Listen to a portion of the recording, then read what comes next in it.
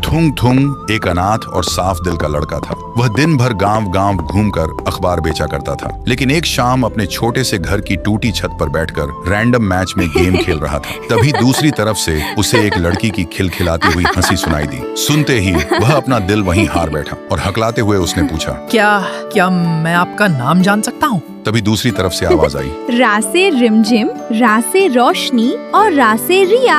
और तो थुंग थुंग शर्मा के बोला, त से थोड़ा सीधा, त से थोड़ा शर्मीला और त से थुंग थुंग। इतना सुनते ही रिया जोर से खिलखिलाकर हंस पड़ी और उस दिन के बाद दोनों दोस्त बन गए। लेकिन थुंग थुंग की बातों की सच्चाई और उसके सीधेपन ने रिया का दिल जीत लिया और देखते ही देखते दोस्ती मोहब्बत में बदल गई। दोनों मीलों दूर थे पर दिल हमेशा करीब थे। पर एक दिन रिया रोते हुए बोली, थुंग थुंग, बस अब और इंतजार नहीं होता, मुझे अपने पास ले चलो ना, मैं तुम्हारे बिना और जी नहीं सकती। रिया की ये बातें थुंग थुंग के दिल में सीधे उतर गईं। लेकिन फोन रखते ही उसे अपनी असलियत नजर आ गई। उसके पास न अच्छा घर था न नौकरी। तभी उसने खुद से ही कसम खा ली, मैं अपनी रिया को एक दिन रानी बनाकर ही लाऊंगा। और उस दिन के बाद वह सुबह होने से पहले ही अखबार बांटने निकल जाता और आधी रात तक बिना रुके मजदूरी करता। लेकिन इस दिन रात की मेहनत का असर उनके रिश्ते पर पड़ने लगा। अब थुंग थुंग के पास रिया से बात करने का वक्त ही नहीं बचता था। इसलिए रिया को लगने लगा थुंग थुंग उसे नजरअंदाज कर रहा है। फिर एक शाम रिया ने गुस्से में फोन किया और बोली,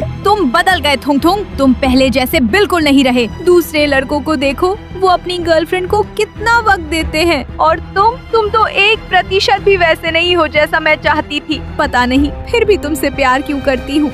इतना कहते ही रिया ने गुस्से में फोन काट दिया और उसी पल थुंग थुंग का दिल छलनी हो गया। वह वहीं टूटकर बैठ गया और खुद से पूछने लगा, मैंने क्या गलती की? मैं तो सिर्फ उसके सपने पूरे करना चाहता था, फिर मेरे साथ ही ऐसा क्यों हुआ?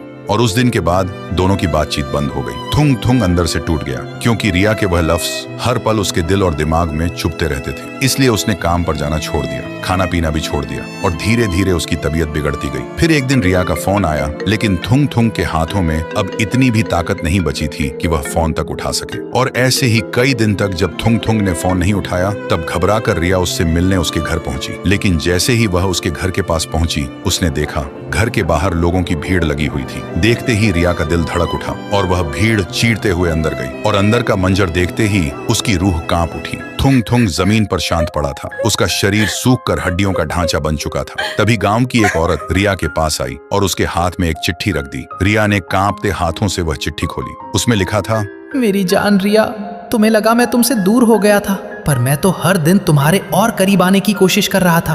काश तुम मेरी खामोशी समझ पाती। मेरी पूरी दुनिया सिर्फ तुम ही थी। खुश रहना, तुम्हारा थुंग थुंग।